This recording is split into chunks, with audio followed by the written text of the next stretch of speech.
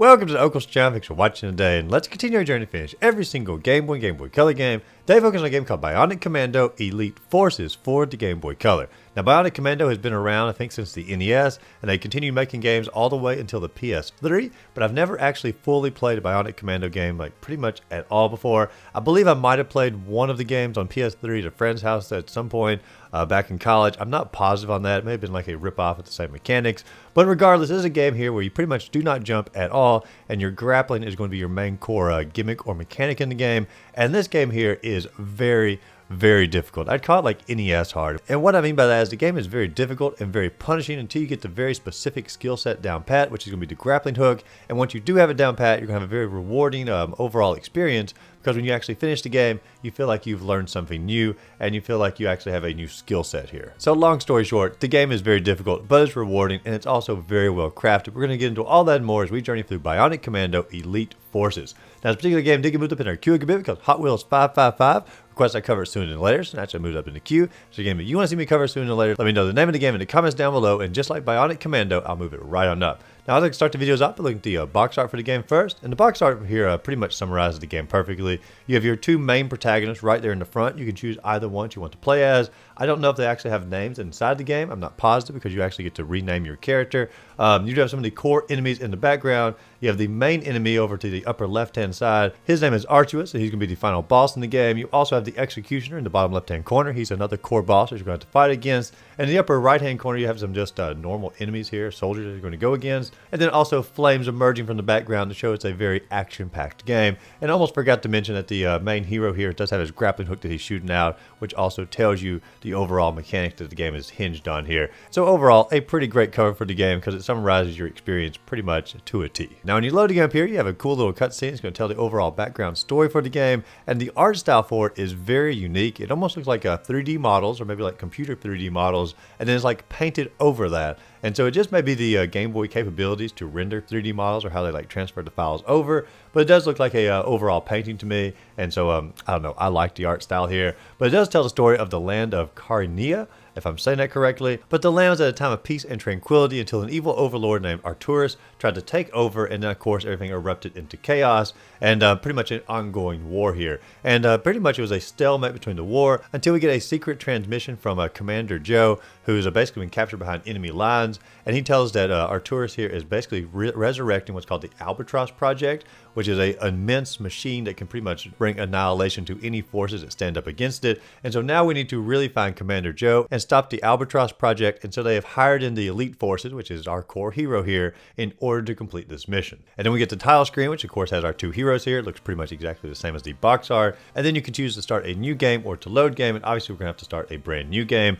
And you can choose between a lady hero or a gentleman hero. Now, I did choose the lady because she's the first option, but I don't know if there's a lot of combat differences between the two, or if they're just simply overall cosmetic differences. I do know if you play as the gentleman, I know some of the levels are swapped out inside the overall game, but as far as like combat-wise goes, I don't know if there's a whole lot of difference between the two, because all the upgrades are going to be the same that you get throughout the experience. Now, I do name my elite soldier here Ogles, obviously after myself, and then you get to the overall map of the game. Now, the map here shows 18 levels that you can journey through, and you pretty much don't have a choice as far as like which levels you want to journey through. You have to journey through 16 of the 18. 2 of them are considered secret levels, that'd be level 16 and 17, but you do have to journey through all of them, but you do have somewhat of a choice as far as like which order.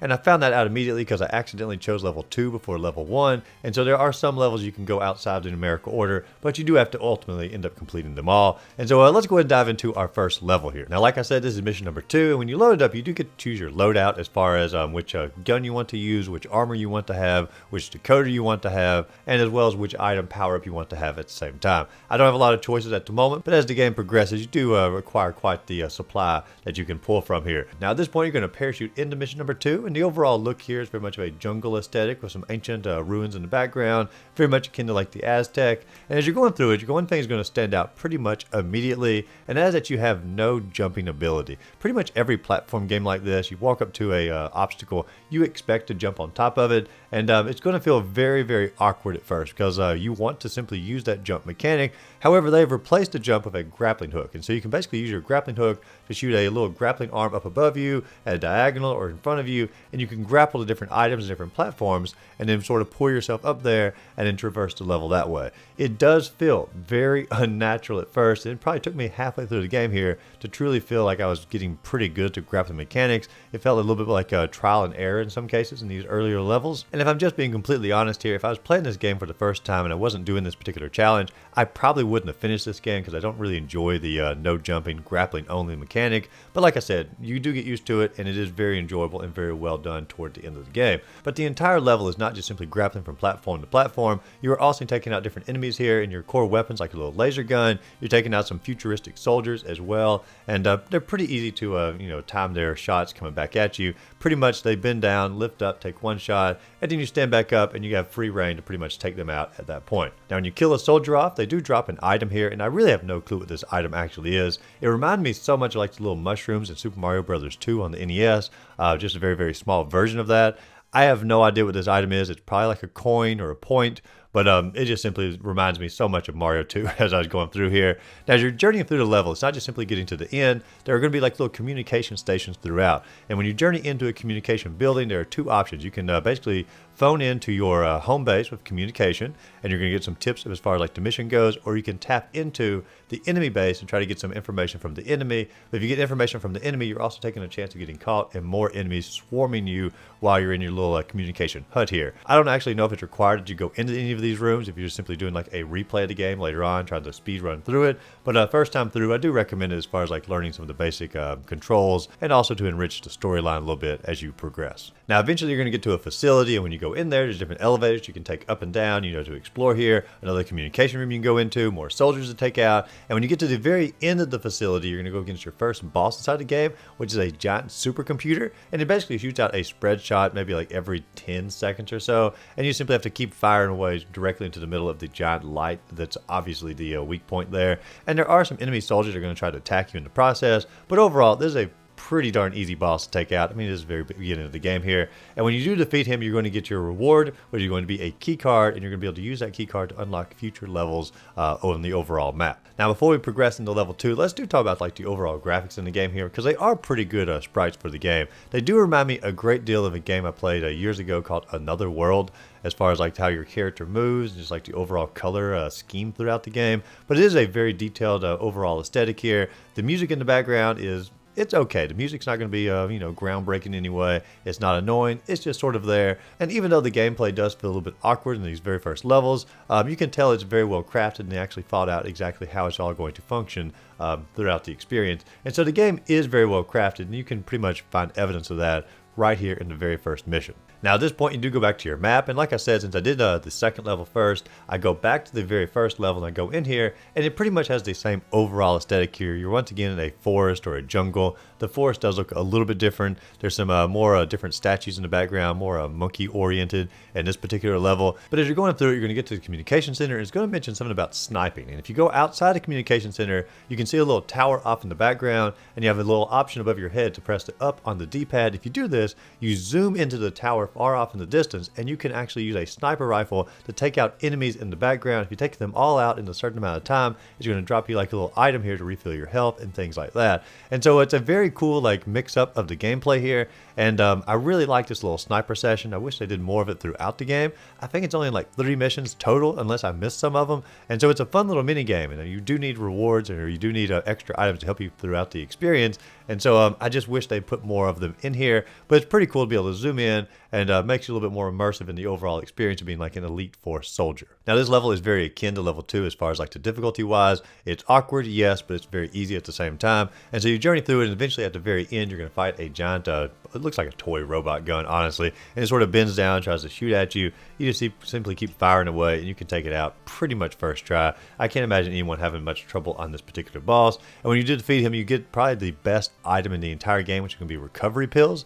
And recovery pills allows you at any point in the level to press select, and you can pretty much recover your entire health at least one time in that particular mission. Now stage number 3 is going to change the background aesthetics just a little bit. It looks more like a I'm going to call it a rooty forest, because they definitely look like roots or vines in the background, and the enemies are not going to be the same anymore. Now you have like these little alien xenomorph or crustacean type creatures that are running back and forth. They take a few more hits to take down, and they're obviously a little bit faster as well. But as far as like mechanics of the game goes, you're still using the grappling hook. It's not gotten too difficult yet, and the game is still fairly forgiving, trying to get you to learn those basic mechanics. Now when you get to the final boss of stage number 3, it very much looks like a Soundwave from Transformers, but he basically has this giant shield out in front of him, and you cannot attack him at all through the shield, and so you have to basically jump up above him.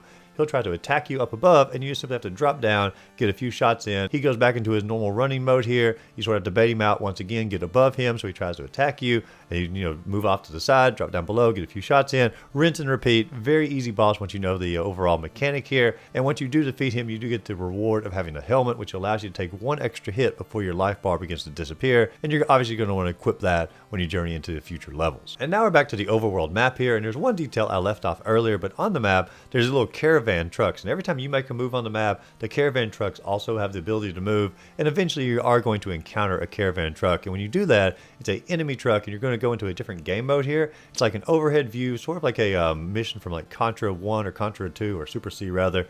And basically the overhead parts of those games, and you're basically fighting off enemy soldiers, fighting off turrets, trying to work your way toward the end of the level. And at first I tried to take out like every enemy I came across, but I quickly realized like most of them respawn, and so your goal here is just simply to get to the end of the level, and if you just simply rush through it, you pretty much get to the end every single time. And so these missions here, it's a fun little change of gameplay, but there's no reason to actually like try to fight your way through it. There's no rewards to get, and so basically it's almost more of a nuisance because you sort of have to rush through it because you realize these are just obstacles to get back to the main missions. And speaking of main missions, our next core stage is stage number 4 here. It's going to be once again a jungle roots aesthetic with the xenomorphs trying to attack you, but we do have a new enemy that comes down like a parachuting Iron Man is going to come and try to attack you here. And you also have these giant stone head statues in the background, and between these xenomorphs and the futuristic soldiers and the giant stone statues, it reminds me a little bit of like the overall aesthetic of Prometheus. And I know there's like a solid maybe 10-15 years before Prometheus, but I don't know, it does remind me a great deal of that.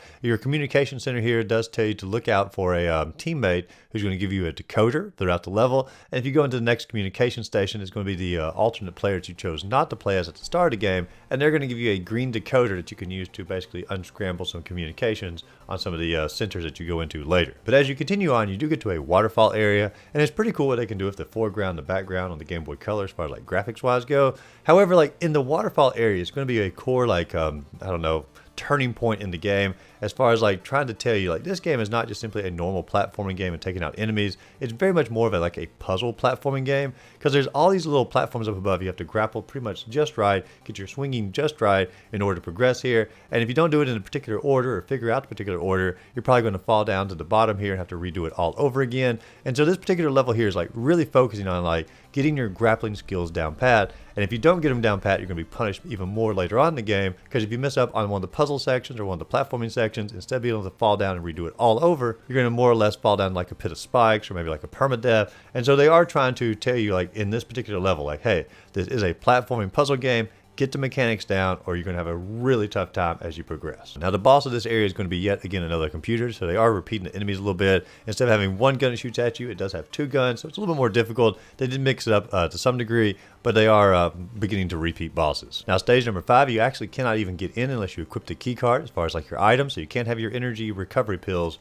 for this particular mission. You have to have that key card. You go up to the little gate here, use your key card, you can enter into the level. It's mostly a facility here, and as you're journeying through it, the enemies are pretty much exactly the same as earlier, but the grappling parts are going to be slowly inching their way up in difficulty, because like I said in the last level, when you mess up on a grappling part or a puzzle part, you fall down and get a chance to redo it. Now they're going to start replacing some of those areas with spikes down below, so you're going to lose a few health points if you fall down and mess up, and so now it's becoming a punishment if you don't know your grappling mechanics as well as you should. Now the communication centers are going to talk to you about how the boss is a very speedy boss here. You got to find out some way to slow him down, and when you get to the boss, he is indeed pretty quick here. Looks a little bit more like a Transformer once again, or like a Rob the Robot to a degree. Not Rob the Robot, he looks like a which robot is it from the 80s? I'll see if I can put a picture of it here, but it looks very much akin to whichever robot I'm thinking of.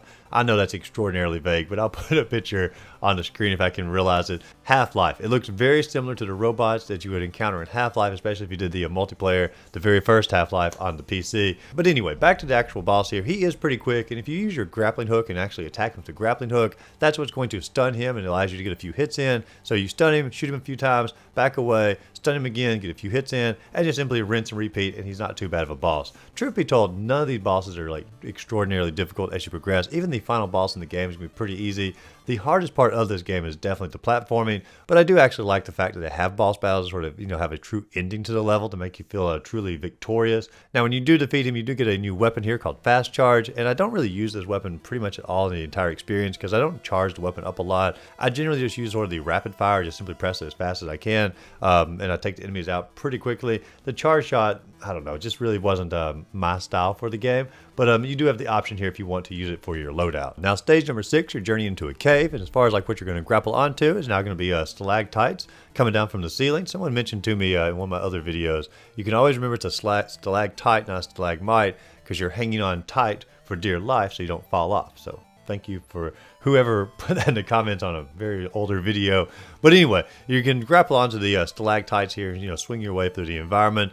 The communication room is going to talk about a prototype weapon that you can go against, or we need to find. Now, when you get to the boss here, he does have a weapon that acts like a giant hammer. He can sort of slam down and attack you that way. But you can also use the weapon to shoot out basically a spread shot towards you. And if it doesn't call it a spread shot, but if you played Contra, I mean, it's the spread shot. There's no better weapon for you to have. But I did notice in this level, you just simply hunker down in one of the corners. If you have high enough HP and you still have your energy pill you can take, you can just simply stand off to the side and keep firing away at the core boss here, and you can take him out far faster than he can take you out. So pretty much just camp the fight out and you'll have him taken out in no time. Now, when you do defeat him, you do get the spread weapon yourself. They call it wide gun. I mean, come on, like just call it spread. Just rip the Contra off totally. You've already ripped the weapon off. Just go all the way. Don't call it wide gun. We're going to call it spread. And when you journey into stage number 7 here, it's going to be our second cave we're going to go through. And obviously we have to try out the spread, and it is super helpful here. There's all these like little rocket soldiers that are going to come down, and you want to attack them at an angle. Spread is very, very helpful. The communication center says that we have to destroy some cannons. We journey through our level, pretty much the same as the last one, jump to the stalactites. There are some smaller platforms that you have to start working on here, and obviously the game does love to punish you once again. You have to get down the mechanics for your grappling, but when you get to the final boss, it is indeed some giant cannons, and all you have to do is basically destroy the computers that are all along the side of the cannon here. Grapple your way up there, take out the few rocket soldiers that are trying to attack you, destroy that computer, grapple up a little bit further, destroy another computer, and you have to do this on 3 separate cannons. And once you've done all of them, you've completed the level, and then you get your new power up here, which is going to be steel boots. And so when you're grappling and you swing back and forth and you actually hit an enemy, you can damage and possibly kill the enemy just simply by running into them. However, I don't think I did this like the entire game, and it's possible it did like a passive effect and I just simply didn't notice it. But pretty much there was never an occasion where I grappled and hit an enemy. So a fairly useless item, at least in my opinion. Perhaps it's more useful than I realized, but it felt pretty useless to me. Now, stage 8 is going to be inside the cannon facility. We've taken them out. We journey in there, and the biggest difference in this level is there's going to be little laser guns on the ceiling. You grapple up to them and basically just fire away while you're on the ceiling. Take those out. Lots more spike pits. I've made note of that, so obviously they're getting more plentiful as we go. The communication center in the level, so they're moving Commander Joe to the city, so obviously that's where we're going to have to be journeying to a little bit later. And then the boss level is going to be yet again another giant computer. Obviously fires a few more bullets or a little bit faster, but they really do love repeating this particular boss. I think this is the only boss in the game that repeats, and they repeated 3 or 4 times as we go. And when you do finish it up, you do get a vest as your reward.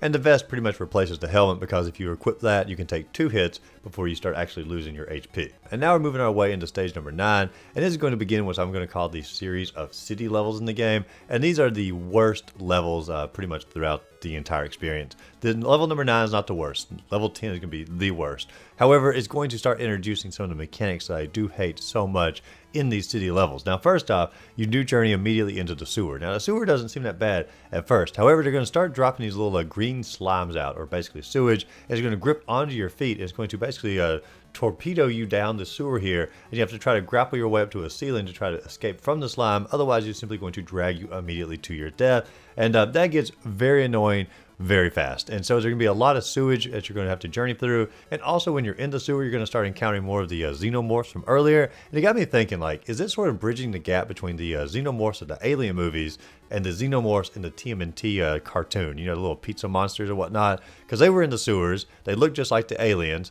And these aliens in the game look more like the aliens from the movie. And so perhaps this is the true connection between the two universes of TMNT and Alien. Obviously not, but it's fun to think about. Now, when you're not inside the sewer, you're in the city parts of the game, and these parts here basically have you grapple onto one single little block platforms. There'll be like little lamps throughout the city, and you have to do all of these. And if you don't grapple just perfectly, you're going to miss the lamp, and they're getting to the point in the game where they're going to start punishing you more and more for missing up on your grappling, and you're going to fall to your death here. And so there's all these opportunities to grapple onto lamps, and like I just simply hate these areas. Like I have a lot of trouble doing it. My skills were just simply not up to par for it, and I took way too long on stage number 9. But when you do finally get through all the little grappling here, you're gonna get to the boss, which is a blue laser guy. Once again, just stand off to the corner, keep firing away. You have more HP than him. You'll take him out in no time. You get a blue decoder for your reward, and then we journey into stage number 10. Stage 10 is the worst stage in the entire game. They're really going to double down on those little lamps I talked about earlier. There are so many lamps inside this level, and some areas they do allow you to fall down and, you know, a platform, redo it, and I'm thankful for those areas. Thankful to a degree anyway, because some of those spots, it took me a solid like 20 minutes before I could actually advance throughout it, and I was getting so frustrated because I just simply could not get the grappling mechanics down pat. It did forced me in the game to finally learn exactly how the grappling works, as far as like, you know, timing your jump offs, timing the you know, throwing the next grapple out, when to press the left button, the right button, the A button. I got the grappling down to a science here, but it made me just hate having to do these areas over and over and over. And it's not just simply the lamps you have to grapple onto. There's like little fans as well. Once again, a one block sprite you have to grapple onto. This is the worst level, bar none, in the game. And there's also another part where you're grappling. There's like a brick wall, and you have to grapple outside the brick wall, and you jump off to the left-hand side, and then grapple again to a brick wall that's like above that brick wall that you can't even see until you grapple over there. And if you don't have your camera just right, you can't see it. And just obnoxious to the highest degree. And if you finally do make that jump, when you jump off to the left-hand side from there, there's a rocket guy you run into. It's gonna make you fall down and have to redo it all over again. And so like this level here, like if there's ever a spot that's a trolling in the game, this is the trolling level. There are so many spots where you just simply finally get to an area and there's one guy to knock you back, and you're like, how would I ever know that? And so this is the worst level in the game. Now the boss here is not going to be your normal robot you take out, a robot computer. Instead, we have like a laser boss, and all you have to do is simply get on top of the lasers and ride to a different platform, get off, get on top of another laser, ride to the top of a platform. Obviously avoid the lasers that are shooting at you, and when you get to the top, you've of course finished the level, and you do get what's called the laser gun as your reward. Now back to the overall map, I do get sucked into my second caravan level. Once again, you just simply have to take the enemies out if you want to, but mainly just simply journey off and speed run your way to the end. I really wish they had done more of this as far as like giving you power-ups or extra lives or something out of these levels, because it just feels so pointless when they could have really, I don't know, improved the gameplay experience. Now stage number 11 has us back in the big city again. It's nowhere near as long or as obnoxious as stage number 10, and there's also another sniping spot in the city, so they're going to mix the gameplay up as you're going. But the biggest part here is you do journey into a secondary facility, which has some great retro colors. It has like the purple and the pink. I mean, it just looks fantastic for the when you wanted a retro aesthetic. When you get to the boss here, it's a little hover robot. Take him out. There's really not a whole lot to say about this particular level. You do get the pulse cannon as your reward. You journey off into stage number 12. City again. Now we have a sewer with spikes in it, so they're up in the ante here of annoyance. You're being sucked down, these little green sewage creatures, sucked into your death, trying to get out of it. Now we have spikes on top of all of that. They did say in one of the communication centers that Commander Joe has been removed to the desert, so we're not even going to find him in the city like we hoped earlier. And then the boss level is going to be a little bit different because it's a giant airship that you get on, and there's a door you have to blast open. You simply have to keep firing away at the door while trying to fend off against the rocket people trying to attack you. Probably the easiest boss in the entire game if I was going to pick one. And you do get the yellow decoder as your reward. Now stage 13 is going to be our first of the desert levels in the game, and they're really going to hype up the overall Egyptian aesthetics here. They got the pyramids in the background, they got the pharaohs, they got snakes throughout. I mean, pretty much any, or hieroglyphics as well, pretty much any Egyptian, ancient Egypt stereotype that you can think about.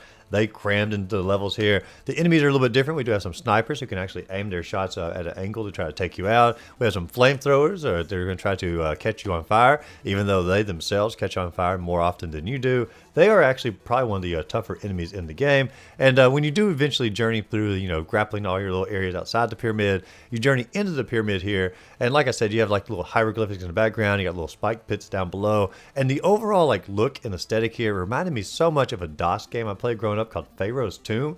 And I've never played it outside of the old DOS computer we had as kids, and I don't even know if they like ability to play this game anymore. But Pharaoh's Tomb, the aesthetic here is pretty much dead on for this. I don't know if it's inspiration or not, but it just simply made me want to go back and play Pharaoh's Tomb, because even though this is a more polished game and it's truly a better game overall, I have a soft spot, nostalgia, and I just really wanted to play Pharaoh's Tomb. And so when I'm done with this video, perhaps I'll load up Pharaoh's Tomb. So maybe a video on Pharaoh's Tomb is coming at some point. If you ever played Pharaoh's Tomb, you can let me know in the comments down below. But as you're journeying through the pyramid, it's pretty much, as far as like gameplay wise, like the other levels, until you get to one room that pretty much just simply loops over and over and over. You get to the end of it, takes you back to the beginning. Get to the end of it, takes you back to the beginning. And it turns out there's a secret exit here. You have to look at the little mummy sarcophagus in the background, and you have to find the one that is not blinking, it's already asleep. Go up to it, press the up button, and you go into the secret room here, and you're going to be able to fight against the boss, who's the executioner. He's trying to take out our Commander Joe.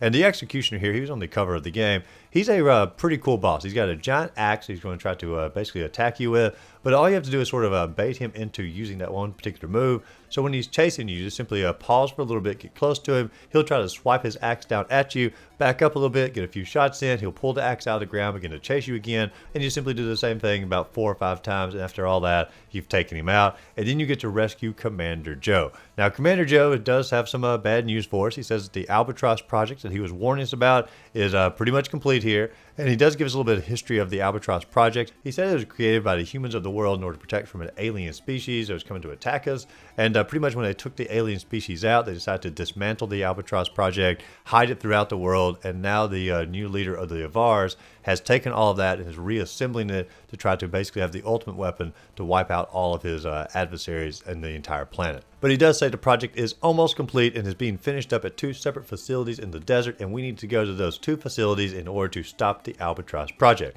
Enter in stage number 14, a construction facility inside the desert. The overall same mechanics for grappling, except they add in one new thing, which is going to be like these little fans that sort of blow you up in the air. When they blow you up in the air, you can use your grappling hook to achieve higher platforms. They are still trying to mix the gameplay up just a little bit. Now, the boss level is not going to be a robot that you fight against, but instead it's going to be a rising fire in a tower or a hallway that you have to try to escape, and you still have to keep grappling your way up there. There are some difficult spots in the area, and if you do have your energy pills attached, I do recommend refilling your health when you get down to the bottom, because if you miss up, you can bounce down onto the fires and it sort of bounces you back up. And so there is a little bit of forgiveness in this boss, but and it's probably the hardest boss in the game, because it's going to focus more on the grappling mechanics. But if you do have the energy pill, it does make it just a teensy bit easier. And when you do finish the level, you get the flamethrower as your weapon, which is the ultimate weapon inside the game. It's faster, has a higher attack power. Just there's no reason to play as any other weapon except a flamethrower from this point on. Stage 15 is going to be very much similar to the last level, or the last 2 levels. You still got the same desert aesthetic, pretty much the snake imprints in the background. You get to the final boss here. It's going to be a giant computer. It's going to fire away at you. And so this level here is pretty much just all repeat all the way around. No new aesthetics, no new mechanics, no new boss, no new enemies. And then when you finish, you get body armor as your reward, which is simply the upgraded version of the helmet or the vest. Now you can take 3 hits before you end up taking damage. Now, stage 16 and 17 are optional stages in the game. You can only go through those if you find secret exits in some of the other stages, and it's also simply going to be just cosmetic differences on your character. I'm not interested in that, so I didn't go through stages 16 and 17. Our goal is to get the credits to roll, not to get to every outfit inside the game. Now, stage 18 is our final stage, and they say that the Albatross is officially online here and is heading toward our basically main core cities, and we have to stop the Albatross in its tracks. And so we're journeying through here. We're on this giant machine, and first part here is going to have like little electrical fields, little electrical shocks that are going across it. Very much of a gray mechanical background. It reminded me so much of Chip and Dale on the NES in the first level when you journey past the a little part alleyway or whatnot. You journey on the electric lines, the little shocks are coming across it. The overall colors, the overall gameplay mechanics, it felt so much like Chip and Dale. There's also another NES reference here in Super Mario Bros. 3. You do have these little, in the airships and whatnot, the little flamethrowers that come out. They look just the same here in Bionic Commando. But the biggest challenge in this level is simply going to be to get your grappling mechanics down, because there are very, very long grappling mechanics or grappling sections. And if you don't have the grappling mechanics perfected by this point in the game, you're probably not going to finish the level, because they do pretty much make sure you have mastered it to a T, which is like what I said at the very beginning of the video. It's NES hard. It's very, very difficult, but if you learn the mechanics and you sort of memorize how things are done, you'll find a great deal of success in the game. And then we get to the final boss here, Arturus, and basically he's a normal human here, but he can transform himself into a giant green monster. And when he's a giant green monster, you can't attack him, you pretty much just have to run away from him. And then when he basically calms down from his Hulk mode of sorts, he goes back into his normal human form, and he tries to attack you, but if you just simply stand off to the side, get all your shots in as quick as possible while he's still human, he transforms back into the monster, runs around the stage, converts back over to human, get your shots in. Like I said throughout the video, the bosses are not very difficult in the game, and this is one of the easier ones as you go. And then you have the closing of the game, and basically us escaping out the Albatross. It is getting ready to blow up here. We see it blow up, and we've restored peace to our entire planet, and we are honored as heroes as part of the Elite Forces. And so that's the closing of the game, and then the credits do begin to roll. Now let's talk about the game as an overall. This is a very unique title. I've never played a game, like I said at the very beginning of the video, that did not have a jump button and you're pretty much only grappling. And it felt very awkward, very difficult, but as you progress through the game, there are pretty much learning spots where you pretty much cannot progress until you learn how to grapple effectively. And so the game is open at the beginning as far as like, yeah, you can progress a little bit. They're allowing players that don't really want to learn the mechanics to still have fun on the first levels, but since they really want to focus on that grappling mechanic, they do give you hard spots in the game, which pretty much like you are not going to pass this area until you learn the grappling mechanic, and so you are going to have to learn pretty much how to play the game effectively in order to finish it. And so the game is quite difficult, but once you learn it, it's still difficult, but it's manageable, and it does feel rewarding when you finish it. And so the overall gameplay loop, gameplay mechanic, it is enjoyable, but I don't necessarily know if it's for all players out there. Now, as far as like the graphics go, I feel like the graphics were quite good in the game. You know, some of the better ones on the Game Boy Color, especially with the foreground, the background stuff. The music, take it or leave it, nothing really special about the music, but the overall polish factor of the game, you know, a fun little storyline. I think it's a good game. I'd probably give it a 7 out of 10. I don't think it's a perfect game, and I definitely don't think it's a game for everybody out there, but I feel like if the game is down your alley, you're definitely going to love the game. And even if it's not down your alley, if you give it a long enough chance, I feel like you can you'll be won over by the game as you go through it. And there is another Bionic Commando on the original Game Boy I have to go through. I don't know if it's better or worse. We'll find out in the challenge at some point. But that's Bionic Commando Elite Forces for the Game Boy Color. If you ever played it, let me know your thoughts about it in the comments down below. As always, if you enjoyed the video, be sure to like and subscribe to the channel. Check out my other videos listed up above. And go out there, find a great game to play. Simply have a great rest of the day.